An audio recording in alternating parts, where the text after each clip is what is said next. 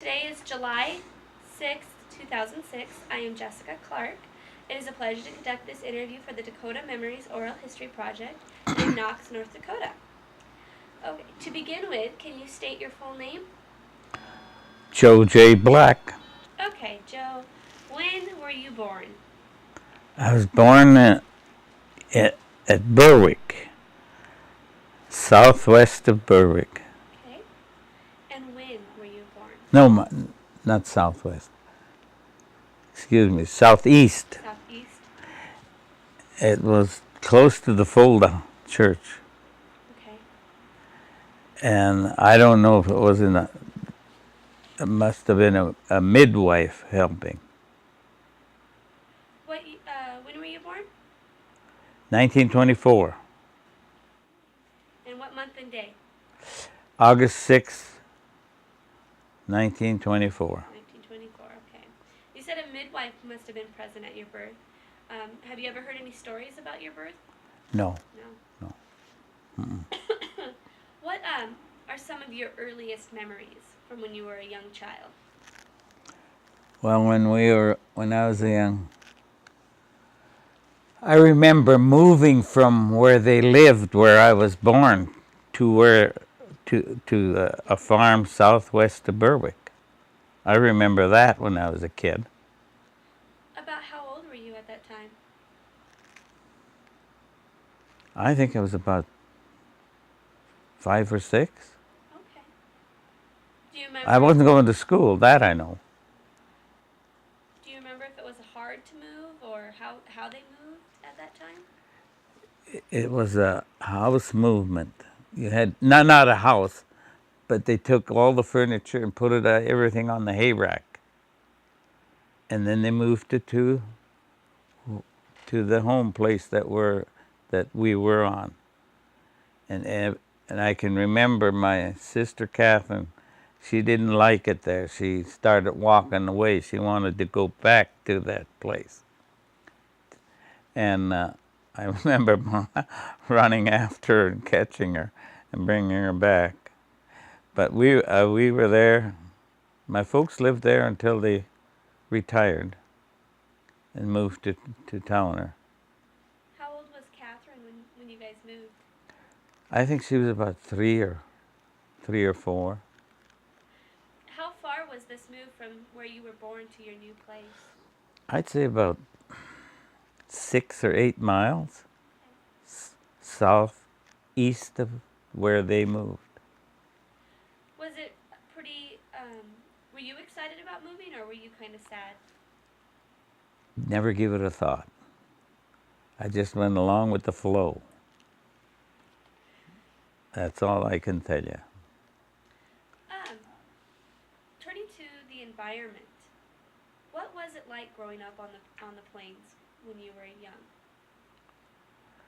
Well, we did what we were told to do, and it was so dry all the time. And we always had to herd the cows about 2 or 3 miles away from the farm. And the folks never had enough water for the cattle, so we had to always haul water Sunday like Monday for the cattle. And we got the water from the neighbors. So you didn't have a well on your property? We had a well, but the people, it was a big bored well, and they had them heavy tile. And during the steamer, when they thrashed with them steamers, they had to get a lot of water, and the folks was the closest to get the water, and they took too much water out, and these tiles would settle, and then they wouldn't get enough water they always had enough water to drink and stuff, but not enough. In the summertime, there was never enough for the cattle. So we had to haul water every day. The minute spring's work was over, we had to haul water. And Sunday like Monday. How far were you hauling the water? About a mile, 2 miles. Was it in buckets that you were just... No, in 50-gallon barrels on a wagon, a tall wagon. Yeah, my brother would be have his foot on the wagon and on the tank where he dipped it out, and he'd hand it to me and I'd pour it into the barrels. That's how we did it. So was the wagon then pulled by a horse? 2 horses. 2 horses. Yeah. Okay. You mentioned herding the cattle. How did you herd cattle back then? With a horse. I'd ride the horse, and there was an idle farm, and there was nobody living on it. And that's where we'd chase the cattle every morning. That'd get the horse called Fox. He had just like riding a 2x4. He wasn't fat at all. And we'd ride him, and I'd go and we'd take the lunch along. I would send some food along. And then there was other neighbors came and helped, had their cattle. And we always could sort them and chase them home in the evening. But then we had a lot of fun sometimes too. There was an old barn there. In those days, there was gophers. Oh, gophers galore. And it was so dry.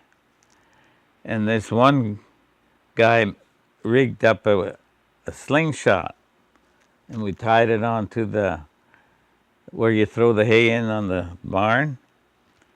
We wired it on tight, and then we just put a little rock about this size and pull it back, and we'd aim it at the gophers around the barn, and we'd hit some of them. It's a fact. And then we were chasing the cows, and this one guy said, you know those little mounds that we got? Those, you'd see, when you walk, it drifted. Those days, anything would drift and make a little mound. And he said that's where the Indians buried their jewelry. So one morning, my dad was wondering, why in the hell is he taking that shovel along? So we started digging them. And all of a sudden, here comes my neighbor. He had a nice Dodge car. He drove in and he blew the horn. Where in the heck are you guys? Here we were down in a hole, digging, throwing the dirt out. We couldn't find we didn't find any jewels, but we got hell for letting the cows get in the oats. Oh my goodness. That's the fun we had. So you mentioned that mounds would be, anything would blow into a mound. Was this during the Dirty 30s? Yeah. So did you see any sandstorms and dust storms in those types of things? Oh, many sandstorms. What were those like? They were terrible. You know, the sand would blow, and there'd be this much snow on the ledge of the windows. I mean, not snow, dirt, sand. And one day, the sand, everybody wanted it to rain, you know, and I always got a kick out of my dad. He'd go out in the porch and, yeah, it's going to rain.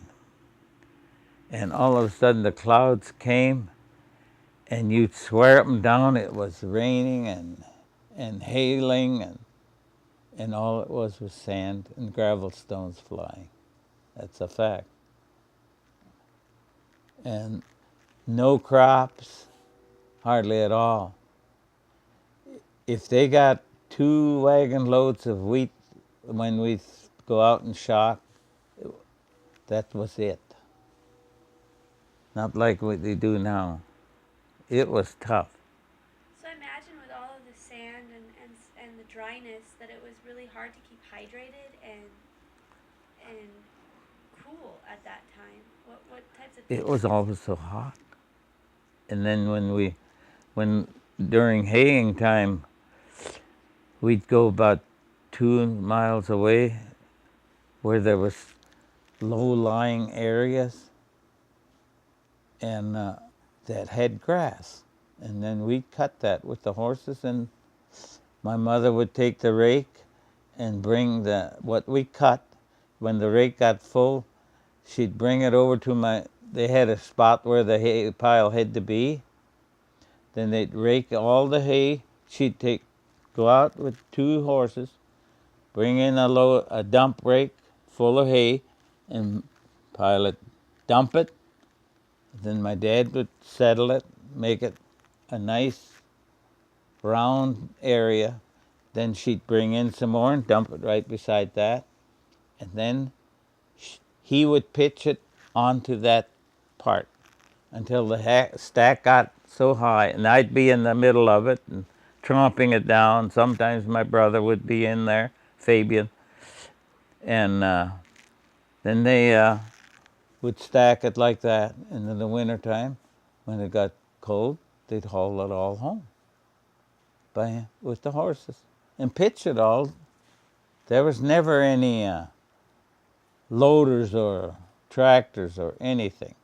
It was just all done by, in hot days like today or windy days, then when it was real windy, they couldn't stack it. Well, then my dad would just go ahead and cut the hay, and then they'd cut so much, and then all of a sudden, well, now today the wind isn't bad, we'll stack it. And that was all done by hand. But then later on, as the years kept going, then they had these buck rates. It was a wide machine with teeth this far apart. And they had steel points on them. And 1 horse over here and 1 horse over here. And then I'd have to rake and then Ma would take the 2 horses and that buck rake and bring in the hay. And then we had an overhead stacker, and she'd bring in the hay. The stacker had a fork like this on the ground. And then when she'd come with that buck rake, she'd push it in and back up. Then I was the stacker driver. I had to always make sure that when she backed up, there was always some loose stuff. You had to take a fork and pitch it on, nice, and then 2 horses would pull the stacker up and throw it on the pile. And Dad would be on the pile. And when he got tired, my brother Fabian would be on the pile to set it and make it nice so the rain wouldn't sit in the middle. You always had to have the middle full, because if you didn't have the middle full, it would take too much. It would take all the water, and then you'd have rotten hay. So you talk about doing all of this work, and sounds extremely excruciating in the heat of the dirty 30s. What time would you guys start your day? Oh, 7 o'clock in the morning. And how long would you be out there working the fields? Till 8 o'clock. And, well, there was enough of us out there. The boys would always have to get up around 6 and get a load of water for the horses and stuff. And harness the horses, feed them oats and hay. Then we'd go in for breakfast. Then the girls, well, wait a minute, we had to milk too. We had to milk. I think we always milked 30 cows. But during the work, during the haying and thrashing seasons, Johanna and Monica and Teresa and Regina and Catherine, they did all the milking, all that summer. And until after harvest. Then Then Fabian and I had to do milk our cows and stuff like that. And there was always work. There was no play. So you talk about having the horses out there. Did the horses ever get overheated from so much work at that time, Mm-mm. or Not ours then. no? We always, well, you know, you only drove them so long. When they'd bring in a buckload of hay, well, they'd back up. Then Ma would feel sorry for him, and she'd get a pitchfork and let the horses rest and help me pile it up nice.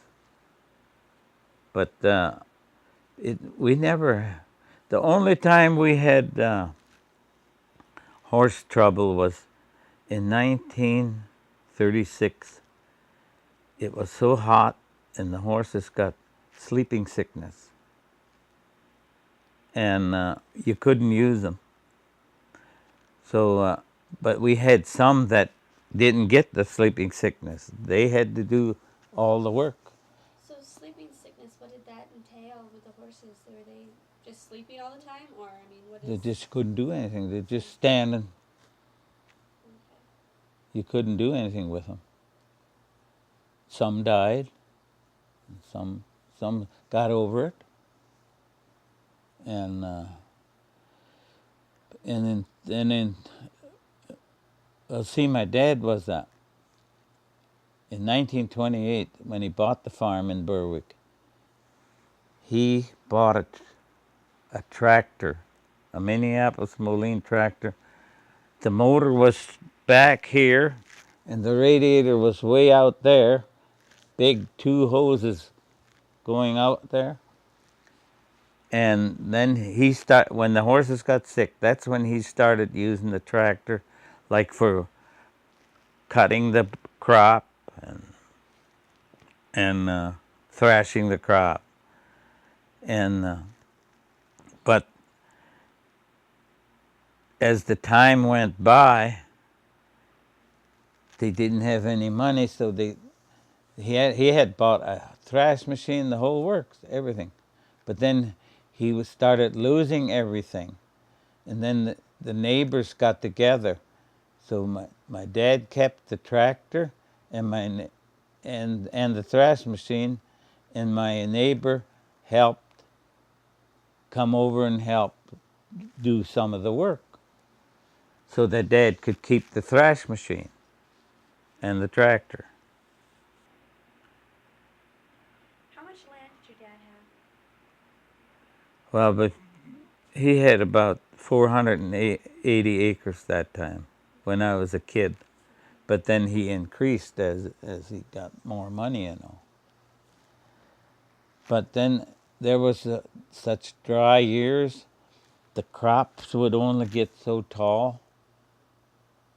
Then they had a header. They called it a header. It was just like a self-propelled swather, but it was made different. There was three horses on each side of it, and they had a big elevator. When you started cutting, it would elevate the grain onto a hay rack that was built. One side was lower than the other side. The other side was high.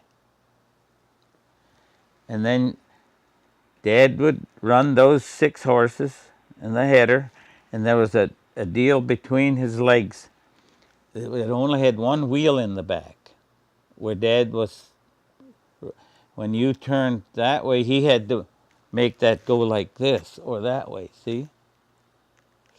And the grain would go on, and my mother I'd be driving the team of horses on the rack, and Mama would set it all over so that make nice loads. Then when the load was full, see, then the horses had a time to rest.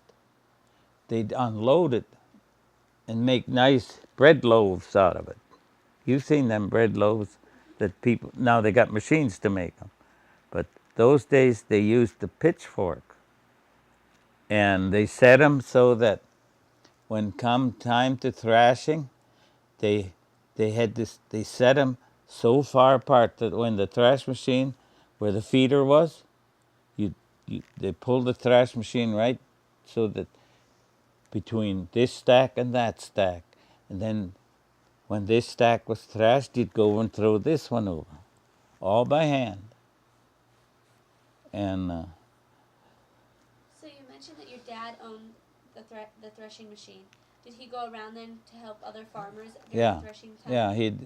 he did a lot of that. So when that would happen, would you guys follow him around to other people's farms to help them, and then other people would come to your farm to help out? Yeah, Okay. yeah. They had a cook car when they did that, and then sometimes they'd hire 2 women to do the cooking. But when all of a sudden my mother got stuck with it all, well, she had Aunt Helen with her, and a few others would come and help. So would your days last longer when you were out threshing? I mean, would you be out in the field a lot longer than you would at any other time of the year? I think we're in the field just as long, if not longer, Okay. with the machine. But we were out there till, oh, I know, 8 o'clock was supper. Then after 8 o'clock, sometimes during haying, there was 2 loads of hay to be thrown into the barn after supper. Sometimes we wouldn't get to bed till 10:30 or 11. And how long would the threshing season usually last? How many months? Oh, it would last until about the November, 1st of November. Depended on the weather. So did your father hold you out of school at that time so that you would help get everything? Was that common back then for people to do? It seemed that way. Was it hard for you to catch up? It was tough because so many kids were ahead of me. And then the teacher would say, you missed all this, and then she'd keep me in at school. So. What type of grain or crops did your father farm? Oats, barley, hard wheat, durum, flax. That's all. And then, how many horses did he have? He had about 30 horses. Okay. And how about cattle? He had about 60 cattle. Okay. Anything else on the farm at that time? Chickens and pigs, turkeys. So he was more of a diversified farmer than Yes, he was. grain or Yeah. dairy. Okay. No, they didn't depend on just the grain at all. They depended a lot on their cows, and because they milked the cows, and the horses was their transportation. Yeah, they'd go to church on Sundays with the horses. They'd go to, in the wintertime, most of the time they went, in the wintertime, they went mostly with the horses. But in the summer they had an old car. Well, my dad bought a brand new old Plymouth, and they used that just for going to town and church. But in the wintertime, it had to be the horses because they didn't have the roads like we got now. You mentioned when you would round up cattle that there'd be neighbors out doing the same thing and helping out, and you were able to separate the cows, without a problem. Were they branded, or No. How did you know? I knew my cows. All 60? Yeah. Oh my goodness. Well, I'd take about 30 head. Some stayed home out of the 60. Okay. And the rest I'd take out every morning through the trees. And some mornings it was so cold and windy, you sat on the horse. The horse kept you warm, but that one I rode didn't have much fat on him. So what were winter like when you were growing up? What were winter months like? It seemed like they were always cold. and we had a lot of snow, but there was no moisture in it. It would pile up high. Some days you had to shovel the barn door so you could drive in to clean the barn. It wasn't nice now. Would you say there was more snow then than there is now? No, it wasn't any more than now. Was it colder back then than it is now? It just seemed that way. Well, there was days it'd be so at least darn near 2 weeks real cold weather. I know we'd Dad always had for right after Christmas. He always had a crazy idea we had to haul all that wheat to town, if there was any. And we'd haul. Our hands would get cold. We'd walk beside the sleigh to stay warm, to get to town. Then we got the elevator. We had to stand and hold the horses because maybe there was a train or that steam engine they had in the elevator to elevate the grain around would make so much noise. You'd go pop, pop, pop, pop, pop, pop, pop, pop. And the horses would stand and look.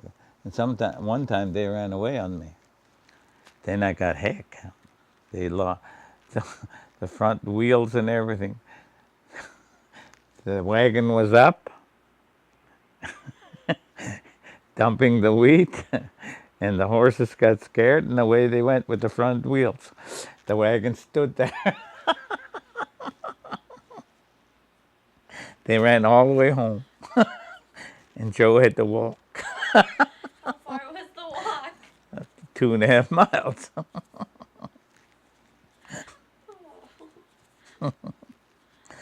So what type of clothing did you wear back then to keep warm during the winter months?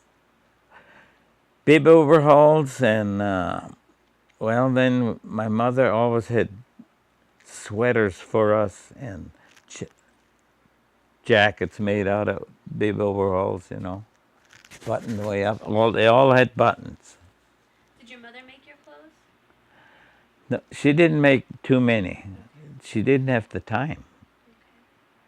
She bought clothes, but there was always hand-me-downs. Hand-me-downs. So what was your favorite time of year? Your favorite season? Winter. Winter? Why? Well, we could slide down the hill and go on them big straw stacks and ski. Dad bought us skis, and we'd go on the big straw stacks, and the snow always was hard on the straw stack. We'd get up there. One side we'd dig in so we could crawl up. Then the other side was smooth, and we'd ski down them. And then sometimes we'd take a horse.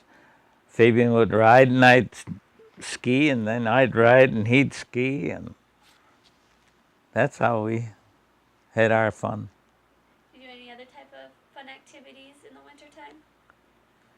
wintertime? Eating sun seeds and playing cards in the wintertime. What type of card games? In German they call it Durok. Doodle? Yeah. What's that? Do you know what it would be in English, or Huh? do you know what it would translate into English? Doodle? I wouldn't know how to say it in English.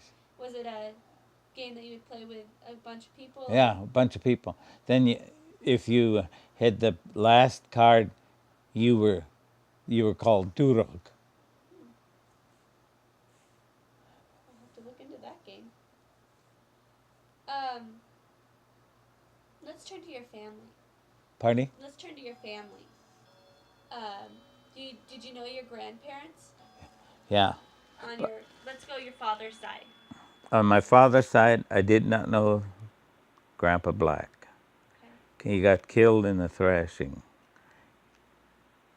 on the thrashing machine. How?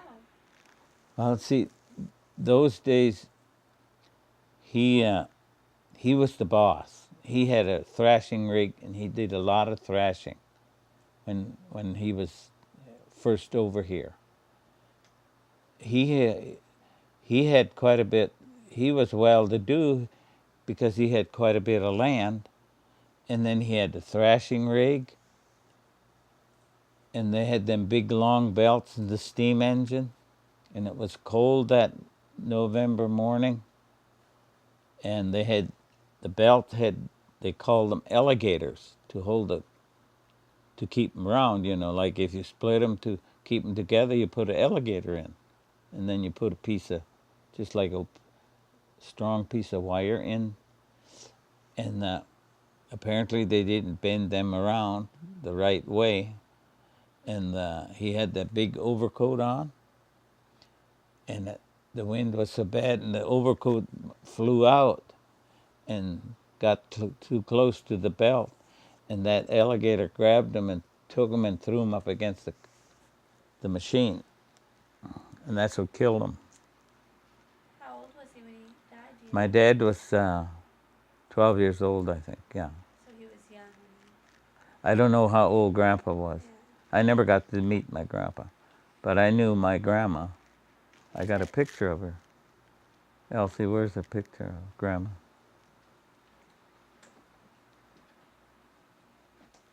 What type of person was your grandma? A real nice person. She always...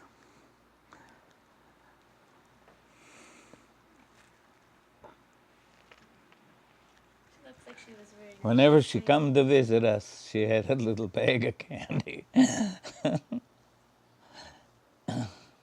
What type of candy? Just homemade? hard Hard candy? hard candy. Did she come and visit you often?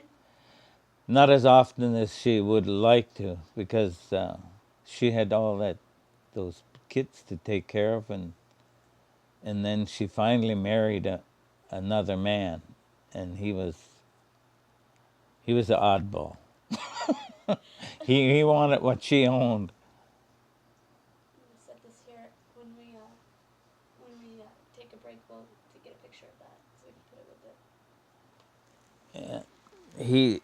He wanted what she wanted, and she was determined he's not going to get what he wanted, and then he died, and then after everything, she relaxed, and then she lost her mind.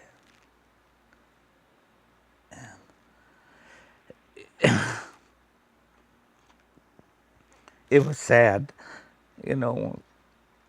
She couldn't talk. She didn't know anything, and my mother had to take care of her. They all agreed to take care of her, but it seemed like my mother had her all the time. And finally she got so that they had to take her to Harvey, to the hospital, and that's where she passed away. Was she diagnosed with an illness, or did... Well, my dad and mother never ever told me what kind of an illness she had, and it must have been Alzheimer's. Mm-hmm. It had to be. So where did she live when you were growing up? She lived in Balta. In Balta? So that was in town. Okay. After she had everything taken care of, then she moved to Balta. And what was her name? Grandma Black. Grandma Black. Barbara, wasn't it, Elsie? Barbara. Barbara? Uh-huh. Okay. What was your grandfather's name? That you know? Fabian. Fabian? Mm-hmm. Did they come over from Russia? Mm-hmm. Okay.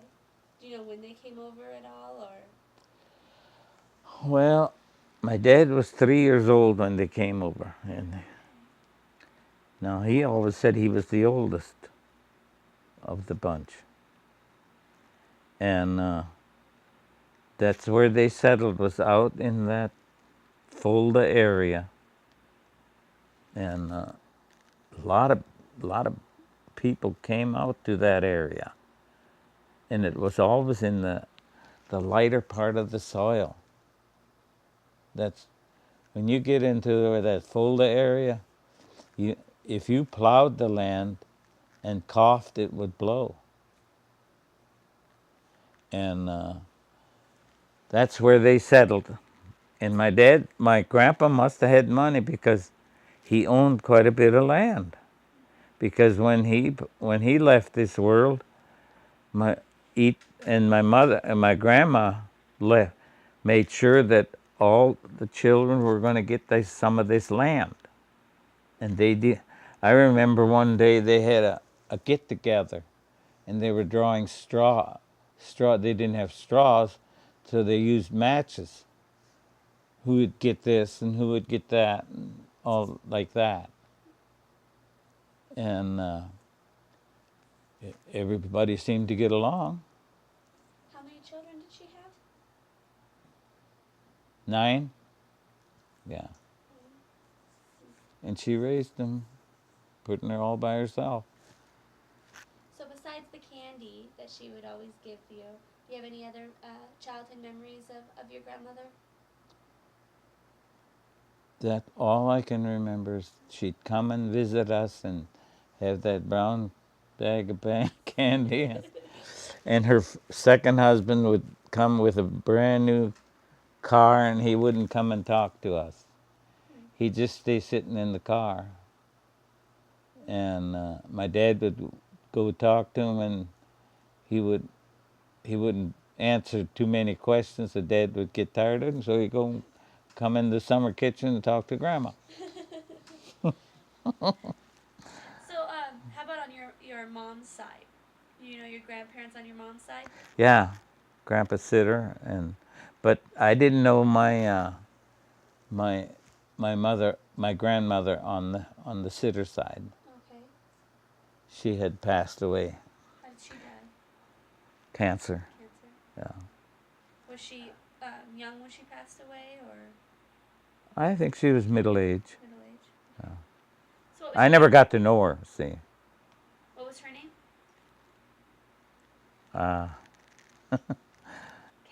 Catherine? Yeah, there it is, Catherine. Catherine. This thing comes in handy at times. No, see, now you know more than I do already.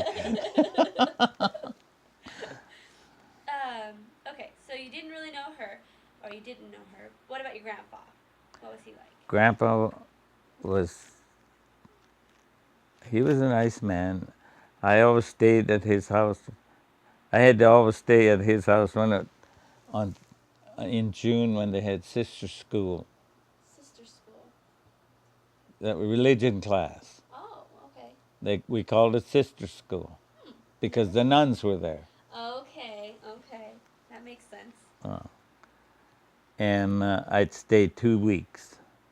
I cried 3/4 of the weeks. Homesick, you know. When we were kids, there was always something to do for us. And when I stayed at Grandpa, there was nothing to do but study the catechism, and how boring that was, you know. So what was your grandpa's name? Joseph. Joseph. Yeah. Did you have any fun at all when you were there with your grandpa? Or was it just study? Well, just stay there, and he made sure that I got to school, and he'd walk me over to the school sometimes. Sometimes I'd run faster than he could walk, and be over there before he was. So he lived in town then? He lived in town. Did he, Towner. Since his wife had passed away, did he start cooking for himself? No, he got married again. Oh, he did get married. Yeah. Okay. Yeah, he married. She was a miller, and then there was a lot of, like, Bill Albright's wife was her daughter, and we'd play with those children and stuff like that. What'd you think of his new wife? Was she nice? She was a nice person, but she was so sick all the time. Some days she just couldn't even make dinner. And then she finally passed away, too, while I was a kid. So how soon after your grandmother died did your grandfather remarry? I can't tell you that. Okay. I can't tell you that because I don't know. And when I stayed with Grandpa, there was a sheriff named Joe Strong, they called him, and he had a little guy that was kind of retarded, and he always called me, "Here comes Baby Joe! Here comes Baby Joe!" And I'd play with him. We had fun together. What types of things would you do for playing with him? We'd play with wagon. We'd give each other rides. How old were you at that time? I think I was 6 or 7. Okay. How many children did your grandfather have on your mother's side? 8. Okay, so decent sized families on both sides of it. 8. What did your grandfather come over from Russia as well Yeah. on that side? He was a soldier in Russia. Oh. Yeah, he always walked straight. It made no difference how old he was, but he would sit straight and walk straight. Drilled into him. It was, yeah. Okay, so your parents. What was your dad like? Well, he had a sense of humor, but when things had to be done, they were done. If you didn't, it was tough. And What was his name? Joe. Joe? Yeah. So you're named after your father. Mm-hmm. And your mother, what was she like? Oh, she was good to us kids and always made sure we had decent clothes on. And if the button was tore, she made sure the button was back on. And she wanted us kids to look good in school. And I remember whenever the teacher would when the teacher thought I was in trouble, she'd keep me after school. Then she'd teach me songs. And all those songs I had to go to Valva and sing them. Where's Val? Huh? Valva? Valva had a music contest. Oh, okay. And I'd come home with a blue ribbon or a red ribbon. So do you remember any of the songs that you learned? Yeah, I know them all by heart yet. Do you want to sing one for us? Hear the popcorn pop as it beats against the top. Shake it hard and do not stop. Listen to the kernels as they hippity hoppity hop. The kernels are so tiny you wouldn't think that they would ever be so beautiful and hop around that way. I've never heard that song before. That's kind of fun. And then there's another one. Say how do you hoe your row, young chap? Say how do you hoe your row? Do you hoe it fair? Do you hoe it square? Do you hoe it the best you know? Do you cut the weeds as you ought to do and leave what is worthwhile there? For the harvest the gardener depends on you. Are you working it on the square? Are you working it on the square? Are you working it on the square? For the harvest the gardener depends on you. Are you working it on the square? And you want another one? Yes, I would love another one. I have a dainty bicycle that is made of rubber tires, and every spoke is made of little painted wires. And when we climb the big high hill, we surely have to pump but down the other side we coasted like a bumpty bump. So come on, fellows, let's take a spin down to the mill pond and see who will win. Come on, fellows, let's take a spin down to the mill pond and see who'll win. Yeah. So these songs, you learned them in school from your teacher? The teacher taught me all those songs. I think she thought she was punishing me. Little did she know. And you still remember them from way back then? Yeah. Did you teach your children these songs? No, they I never taught them those songs. Because whenever I started singing, they tell me to shut up. Even the grandsons. Really? Well, I thought you sang beautifully. I really enjoyed that. I have never heard those songs before, ever. Yeah. Have you heard Gone are the days when my heart was young and gay. Gone are my friends from the cotton fields away. Gone from the earth to a better land I know. I hear the gentle voices calling Old Black Joe. I'm coming, for my head is bending low. I hear the gentle voices calling Old Joe Black. I've never heard that.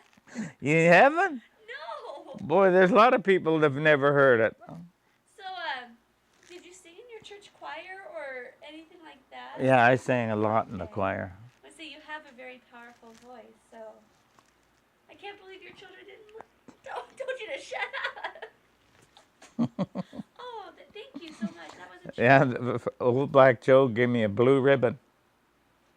And the whole Howdy Ho, Your Old Iron Chap gave me a blue ribbon. And then the bicycle song gave me a red ribbon. So how old were you when you were doing these concerts? About 8, 9. That's great. Okay, go ahead and we'll start with a couple German. Heili, heilo, heilin, heilo, bei uns geht's immer wie länger, wie schlimmer. Heili, heilo, heili, heilo, bei uns geht's immer so. Du, legst mir am Herzen, du, legst mir am Sinn. Du, macht mich viel Schmerzen, weiß nicht, wie gut ich dir bin. Ja, weiß nicht, wie gut ich dir bin. Oh, der lieber Augusti, oh, der lieber Augusti, trisch mich sie put, trisch mich sie, wisch mich sie, alles ist sie. Oh, der lieber Augusti, trisch mich sie put. Amen. So what is that song about? Pardon? What is that song about? The last one? Mm-hmm. That means poor Augustine, he's got tough luck. The thrash machine is broken. So it's another song about farming. Yeah. Okay. Do you know any other ones that you'd like to share with us today? I'm just trying to think. Or any other ones from your childhood would be fine too. The ones for the Well, there's one my mother always, when she's uns about a Backkichle, die backt sie so fein, sie stellt sie uns Backhaus und lasst mich nicht nein. Oh, Susanna, ist das Leben noch so gut? Oh, Susanna, ist das Leben so? Alle Weiber sind drauf und alle Weiber tanzen, die jungen Weiber tanzen. I got it mixed up. All the Weiber.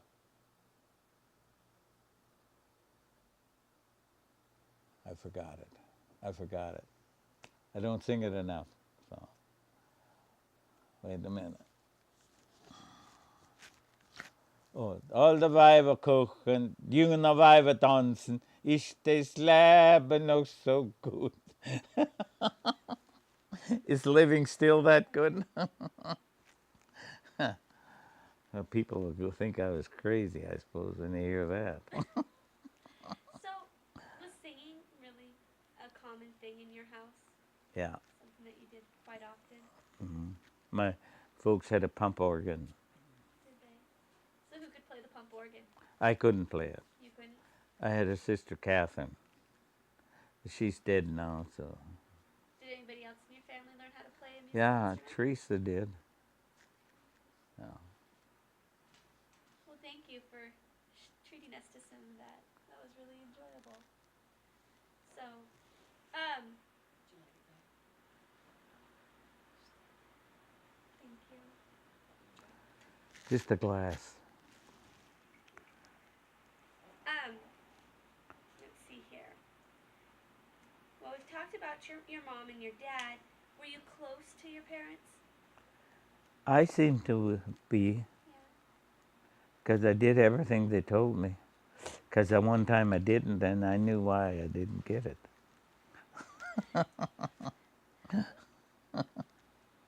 Your dad was a farmer.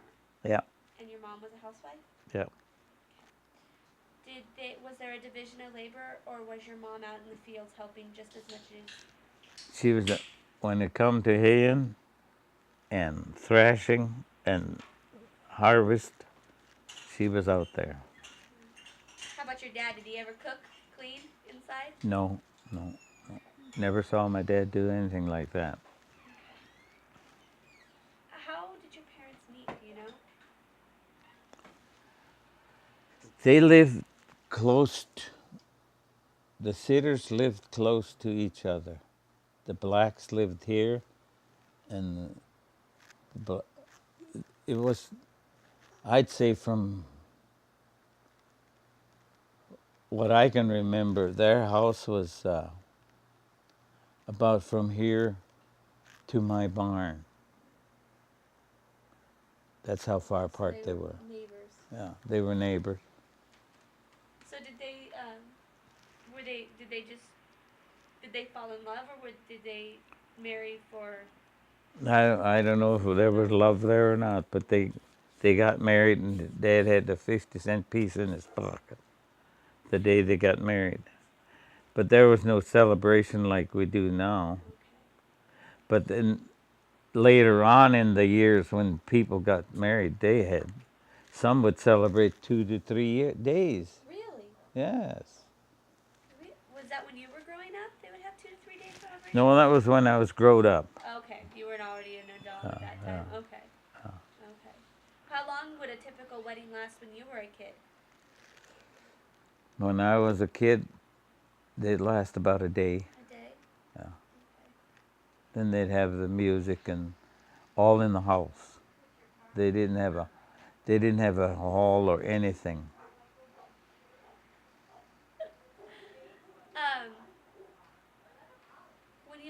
When you think back to your parents as a couple, what did they have a good marriage? Was it a solid marriage? It was a solid marriage. It was a solid marriage. How many children did they have? My folks had 10 children. 10 children. 5 boys and 5 girls. Oh my goodness. 5 brunettes and 5 blondes. Really? Yeah. Oh my goodness. Can you start with the oldest and take us through to the youngest? Well, Johanna was the oldest, and she helped a lot on the housework, take care of us kids, you know. She did a lot of work, Johanna did. And she never got to go to college or anything because she had to take care of the children. And Fabian was the second oldest, and he helped Dad a lot. And then like chore work, and Fabian was more like he could do things in the kitchen better than I could. Like say there'd be Sundays, he'd have to stay home, make sure that the the baby that was the baby was taken care of, and made sure that the chicken was roasting right, made sure that everything was ready to be put on the table. Because I never had that chance. Joe never had the chance to do that. I always had to make sure the cows were in the fence and gates were all closed. And if the gates weren't closed, then you know who got the blame. So Fabian, was he named after your grandfather? Yeah. Is that a common name back then? Because I've never heard that name before. It was a common name. I had an uncle named Fabian, Okay. and it seemed like they always had to have a Fabian or a Joe or a Mike, you know. There's lots of Joes and Mikes. I've heard those quite. A Fabian. Okay. Okay, so after Fabian. And after Fabian was myself. Okay. So you know what I did already. And well, I helped in the chores, everything that had to be done. And Catherine was the second one, or the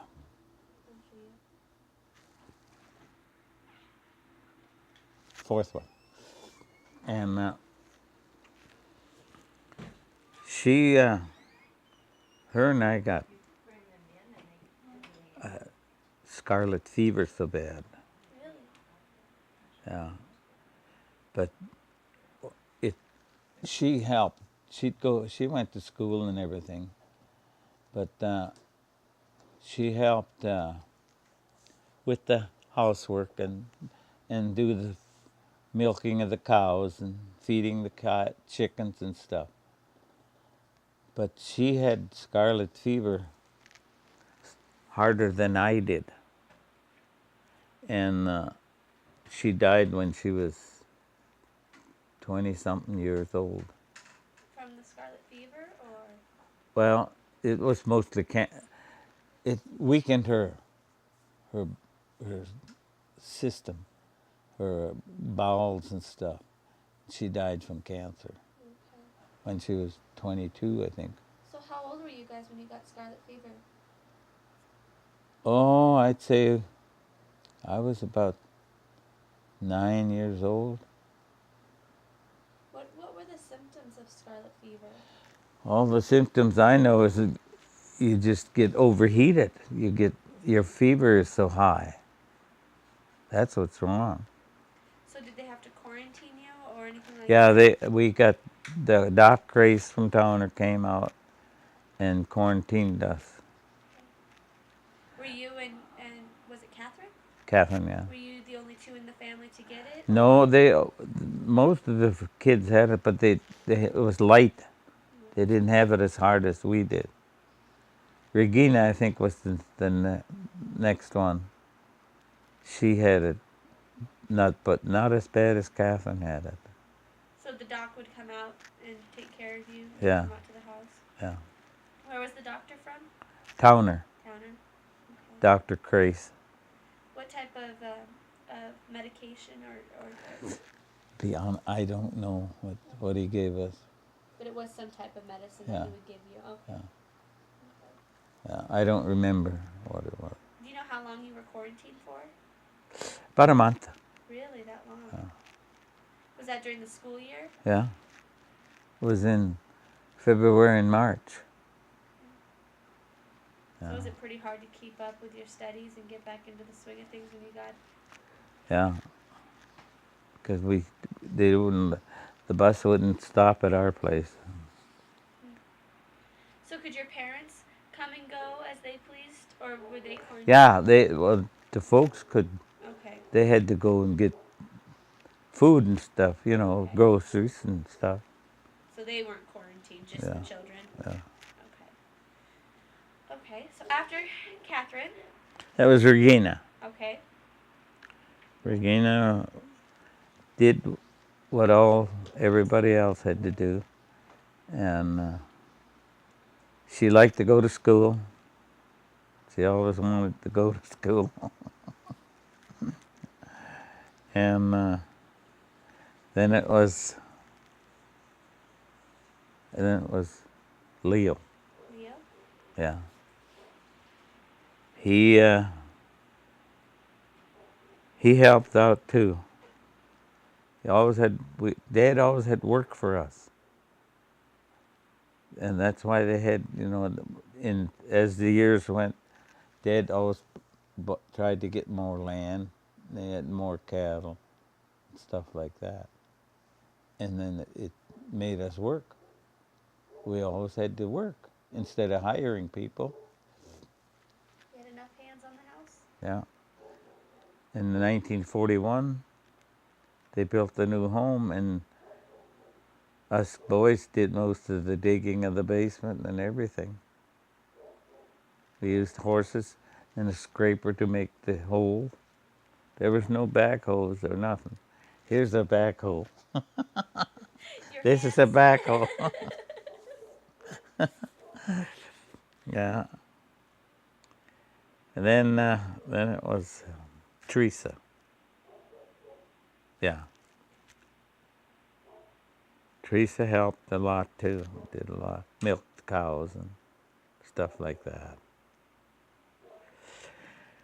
Then it was Monica. Monica helped Ma a lot. See, sometimes some of the kids weren't home. Like my dad would send me to the neighbor to help out, during Springs work, and then like Regina and Catherine and them, they had to do what I used to do, when I was gone.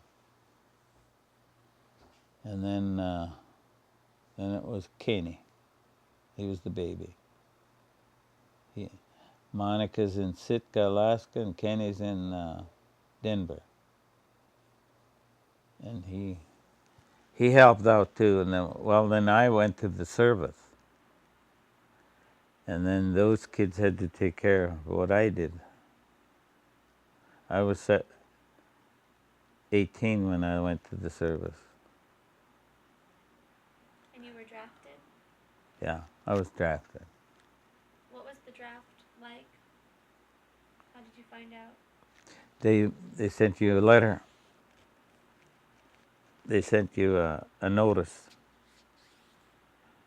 and from Fort Snelling, and then you went to Fort Snelling, and from Fort Snelling I went to Little Rock, Arkansas, for basic training, and then from Little Rock, Arkansas, they sent me to Camp Rucker, Alabama, and that was so hot down there. Oh. And what bothered me was the services. They wasted a lot of stuff, I was supposed to be supply sergeant, and then when we got to Camp Rucker, Alabama, they took all our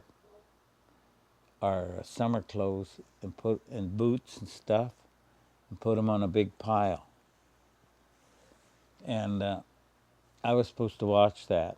And then soldiers would come up to me and say, "Can we take some of these boots and send them home?" Those days, clothes was hard to get. Some people were really hard up, like they are now. And I said, "Go ahead." And this one guy reported me that I was doing that. And here comes the big shots. "You do not give these clothes away." They poured gas around and burnt them up. And they sent me. I lost the sergeant stripes and everything. And then they sent me to Fort Ord, California. They didn't give me a discharge. They just chewed me out and said, you don't do this in the service. But then I had a chance to talk too. Then the big shot said, this is the way it is. And so they sent me to Fort Ord, California. And I was there for, I think, 2 weeks. Then I had a chance to re-enlist. So I got a chance to re-enlist. And then they gave me two weeks furlough. That's when I came home. And I was going with Elsie then, And I came home, and then all of a sudden I had to report to, I forgot the name of it was a town close to New York. And that's where they interviewed me, and they said, you're going to Germany. So then they put me on the boat, and I was on the boat for 8 days. I fed the fish for 5. Sicker than, I got so sick. It was so calm. I wrote my girlfriend a letter. This is beautiful. It's so calm. Boy, but the second day we hit a storm. That boat would be going like this. And everybody got sick, and the boat stunk from throw up, and we had to go out. When the guys that kept the boat clean, we had to go out and on deck, and there were so many of us, we couldn't all be on the deck. We had to stay on some steps. I hung on my steps, and sometimes that boat would be down. I'd be in water way up to here. Honest. That storm was so bad. And it lasted for darn near 5 days. When it would level off, we'd all go down get off the deck and go down where we slept. And the boat got a crack, and they had to weld that. The water started seeping in. It got a crack, and they were welding around the clock. And this guy that was sleeping from here to where they were welding, he got a heart attack and died. He didn't make it over. Then we got to Le Havre, France. Then they put us on a cattle train. Remember those cattle box cars they had? You could see through them. They put us on there for 3 days. It took us 3 days from Le Havre, France, to get to Bremerhaven, Germany. And we got there, and we hadn't had baths at all and we stunk like polecats. We couldn't stand each other. You'd get close to a guy and you'd walk away from him because he stunk so bad, and I stunk just as bad as they did, Well, then we got a nice room, barracks, and we had a chance to shower. We really cleaned up good. And around 6 o'clock, I heard the captain holler, PFC Joe Black. Here. I was just getting the soot out of my eyes. And he said, you got to drive for Colonel Frisbee. I said, I don't know where in the heck I'm going. I don't know east, west, north, or south. It was dark when I got here. Well, he said, you'll find your way. The cars stay facing the right way. You get in. You're supposed to go and pick up Colonel Frisbee at Frankfurt. And he said, well, I said, I don't know east, west, north, or south. I just got off the train for 3. We were on the ship for 8 days, and then on the train for 3 days. And I'm turned around. He said, I got the car facing the right way to Frankfurt, and you get in, and you drive it. When it says links, you turn links, and links means left. And they said, when you get to a sign that says recht, that means right. So then you turn right, and then the rest of the way is all the way into Frankfurt. So I did. I was young and dumb, and I drove to Frankfurt. But he said, you got to pick up Colonel Frisbee. And I thought he said building headquarters. And when I got to Frankfurt, I got mixed up. I drove around, and you think I could find that building headquarters? So I stopped and I asked the guy, but he didn't understand. I asked in German, but he didn't understand me what headquarters meant. So I drove around again. Then it dawned on me. I seen that big sign, headquarters. And here stands Colonel Frisbee. He was a tall guy. He had a mustache that come like this, And he was standing there looking this way. And I drive up, and I was late. I was 10 minutes late. And did he chew me out? And finally, when he was done, then I thought, well, if you can do that, I can too.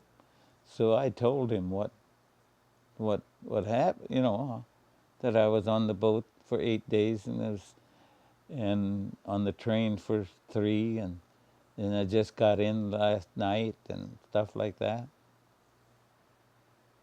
And he said, get in.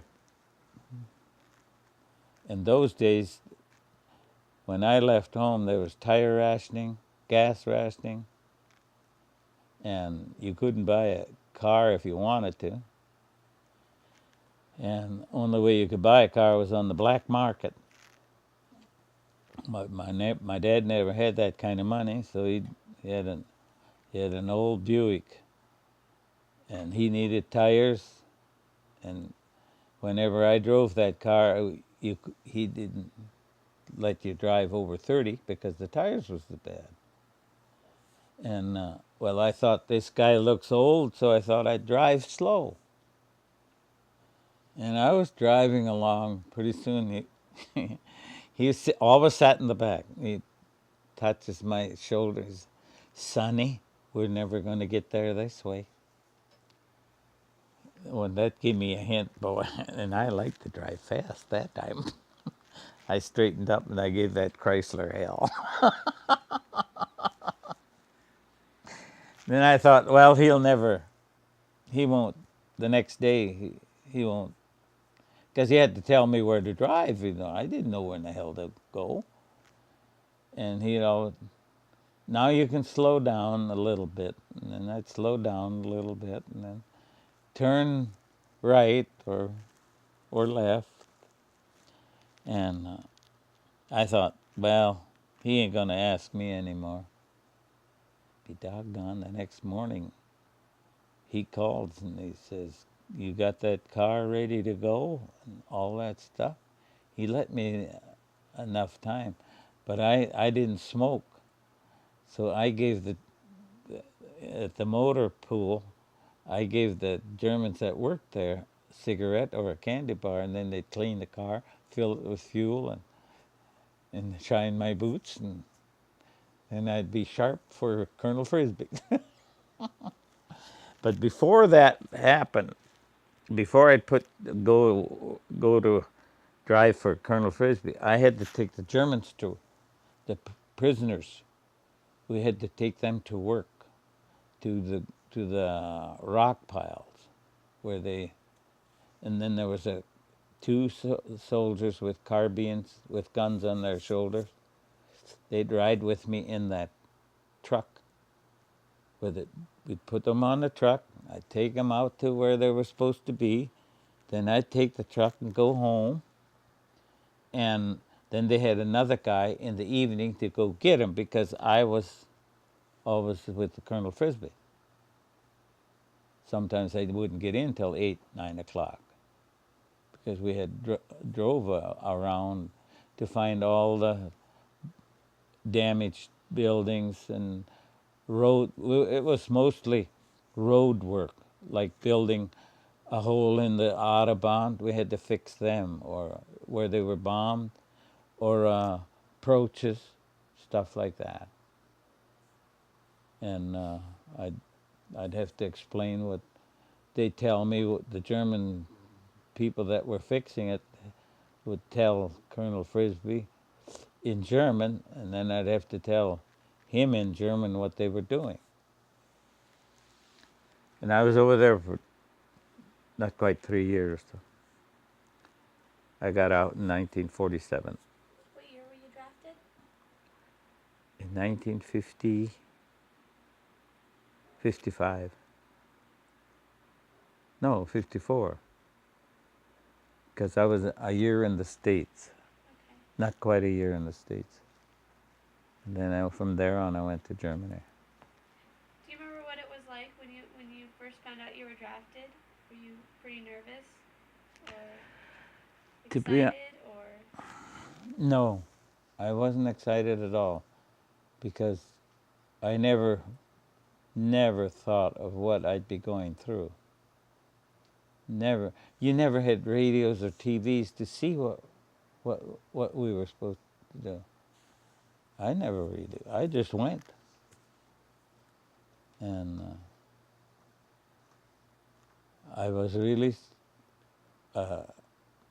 It was quite an education for me to go through what I went through, and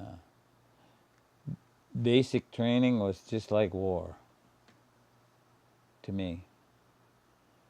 And when I got over to Germany, some of the when it was just peace, the war was just over with, and they sent me over there and Colonel Frisbee and them guys had to clean it up. We had to clean it up. We cleaned up a lot of, and then when I was stationed at Ziegenberg, there was big hills of little evergreens this tall, and underneath those hills there was an airplane factory, and those guys never knew that the war was over with, and we had to get those guys out of there, and that was tough. That's one time they threw at us. We had to fall to the ground and throw our hand grenades in. It was peacetime, but it was still war. And when we finally got those out, then it was a little better. But then, you could walk underground where there was those hills were, there was underground factory, for over a mile to Hitler's hideout. And there was all steel walls. I got to see Hitler's hideout. And they tried to bomb that, and there was concrete walls as thick as that door there.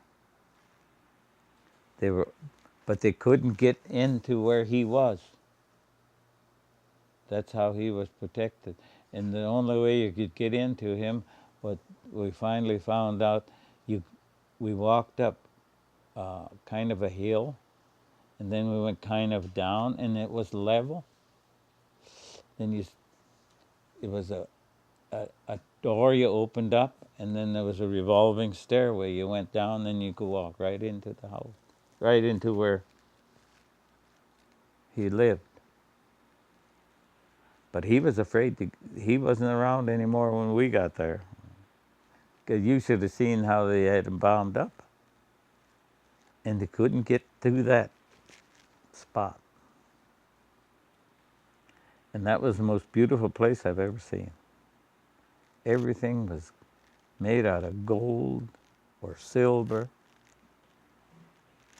Everything. It goes to show how much power he had. Look at what Bush is trying to do to us.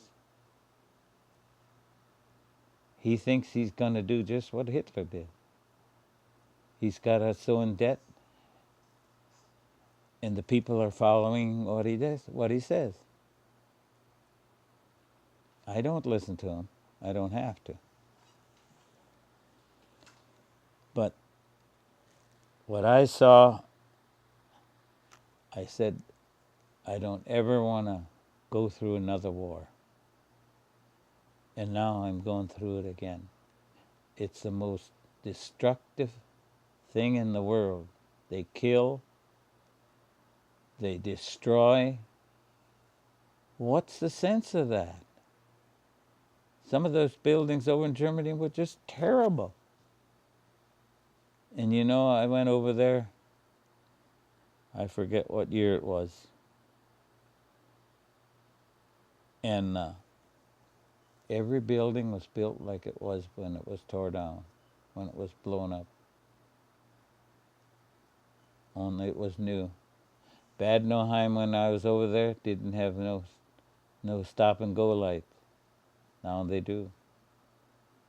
And the farmers never had big equipment like they do now.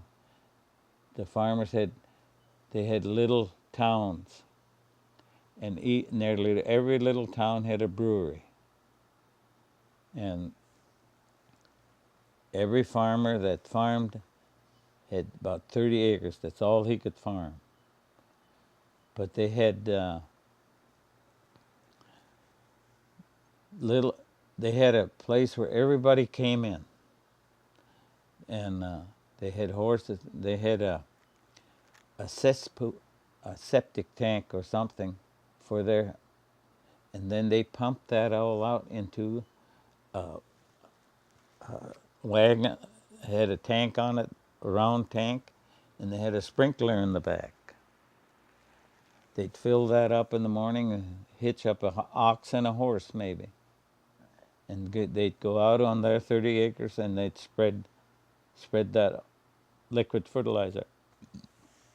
They had nice crops all the time. And but they didn't have thrash machines, or they had thrash machines, but they weren't made like the Americans ones. I got pictures of them and everything, but I'd have to go upstairs and dig them out. I never knew I was going through this, but anyway, they had one guy feeding the machine like this, and one guy having a spout with a sack. No wagons to catch the grain. That's what puzzled me, you know. We had wagons and stuff. They'd fill the sack and set it to the side. And where they took it after that, I don't remember. I don't know, because I never got to see where they took it when it was over with. But they each stacked at 30. If they had 30 acres, they cut it by hand. The women would grab it together and tie it. And then that's the way they thrashed it. The guy that owned the thrash machine would drive over here, maybe right across the road, and to help that guy thrash his. And they all got together, you know.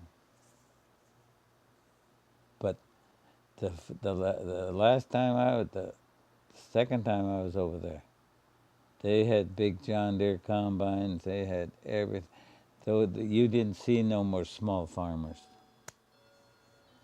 And they had a brewery in each little town that I ever saw.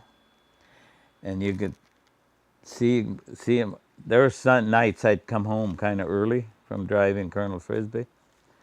And you'd see them guys come home with their horses. They'd take care of the horses.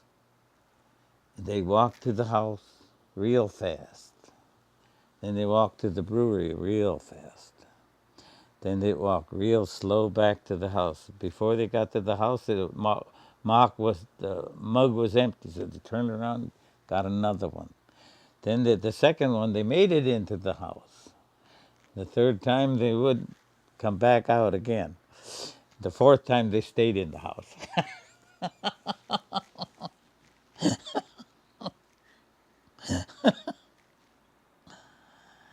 Yeah, those were the days, my friend. You mentioned that your rank when you first got there was PFC. Yeah, What does that stand for? praying for corporal.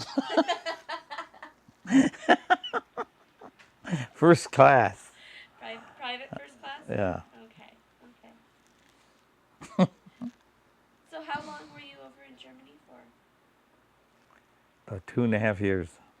Did you like driving and interpreting for Crosby? I enjoyed that. And then on weekends, we always had Fridays off. And then I was confirmed in Towner. Bishop Minch, he happened to be over there. And Colonel Frisbee, he was a rounder. He called me up one evening and he said, "Joe, I got a hot one in Heidelberg." I said, I can't take you tonight. I have to sit and watch the phone. He said, "Don't worry about that. I took care of that. Get that Chrysler hot. Get it over here." So in walks another guy to replace me, and I take the car and go pick up Colonel Frisbee and take him, start driving for Heidelberg. And I was going about 75 miles an hour or 80. And pretty soon the MPs come along with the motorcycle and tried to stop us. And Colonel Frisbee and sitting in the back, he had a sign, MD, medical doctor. He said, "Just keep going, don't stop." I didn't know he had that sign. So I kept on going, and when they saw the signs, they escorted us to Heidelberg and right up to the hospital. You know, so he gets out and walks into the hospital, pretended like he did. And the minute they were gone, he came back and he said, "Take me to the officers' mess." And and he said, "Come and pick me up at 12 o'clock. So that was about 9 o'clock in the evening and daylight long. So I drove to the next little town, and here it was Bishop Minch walking, coming down off a hill. So I had a convertible at that time. And so he gets in when he asked me where I was from. I told him, and I said, "I know you. You confirmed me." So he made me take him around town and showed the town.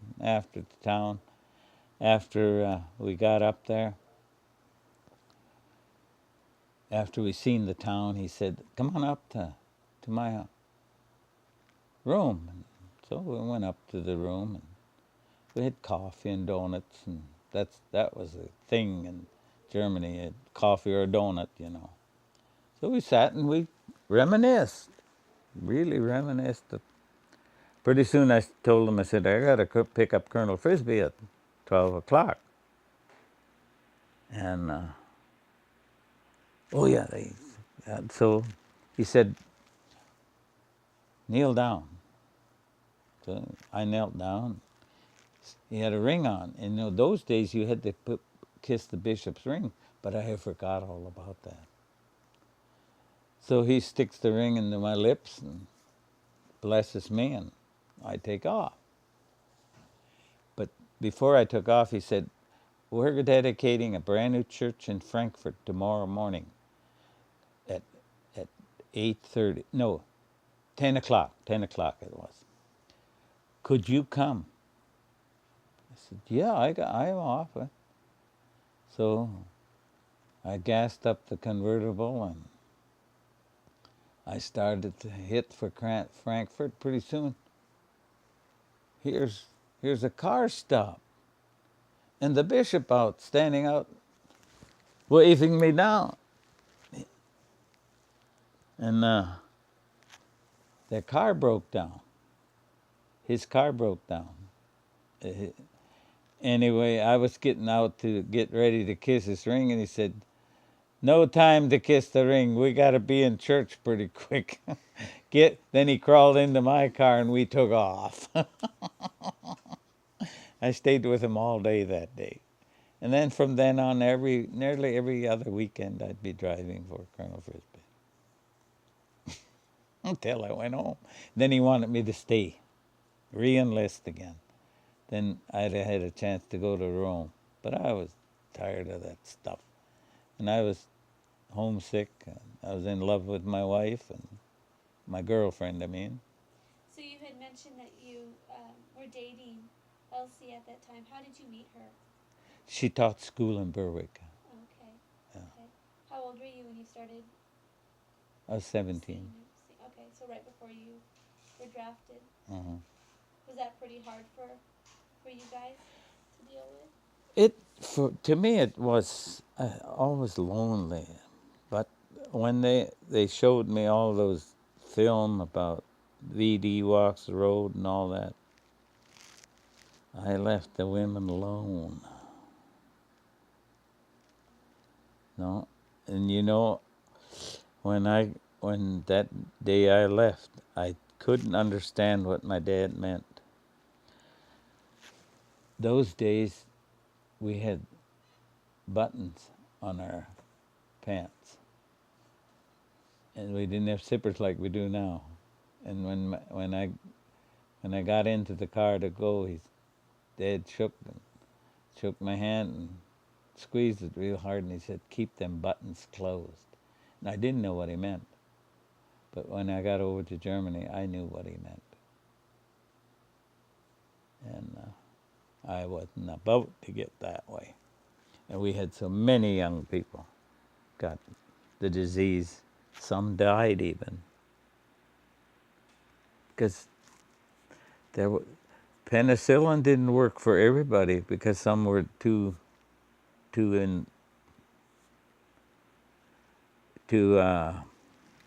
how do you say the word? Allergic? Yeah. To penicillin? Yeah.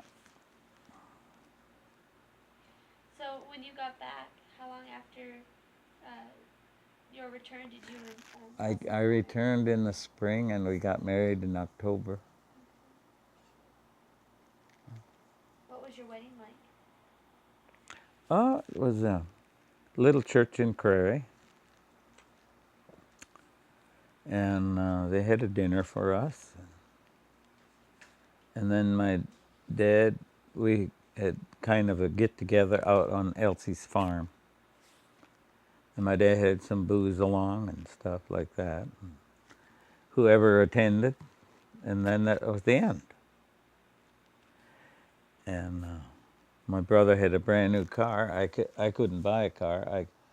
I had bought a brand new truck.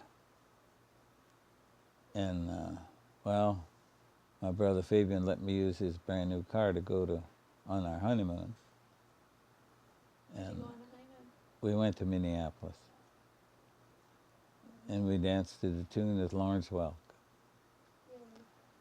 We weren't gone long, about a week I think we were gone. So how old were you when you got married? Huh? How old were you? I was 20, I think, 21. Old enough to know better. And how long have you been married now? We got married in 1947. We've been married 59 years. Oh my goodness, next year is going to be the 60th. And you know what? I haven't regretted it. I've never thought of looking at other women or nothing. I look at them, but they don't. You can't help it. They walk in front of you. You don't want to run into them. That's right.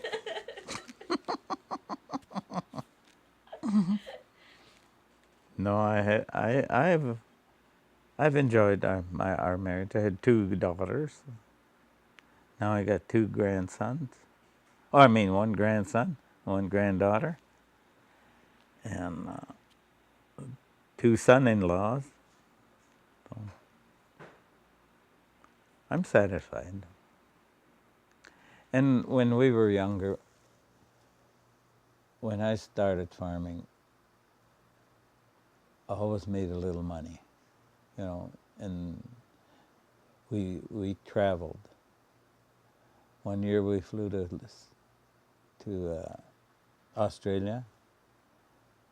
Next years we go to California. We drove to California, and we'd fly to. We flew to Hawaii. When we were younger. Now we can't. We ain't got the money, so we just stay home and keep our bills paid until the bills are paid. Then there's no money left. But last year we flew to Sitka, Alaska. But my sister lived up there, so we got enough money together so we could. Since I quit farming big and farming a lot of land, that's no good. You can't. Bills are too big, and we're not getting paid what we're doing.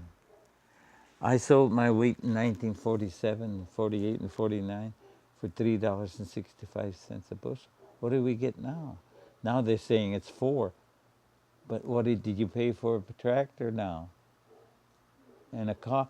My first brand new car, I bought a brand new Plymouth. It was $2,041. Now that same size car is $20,000.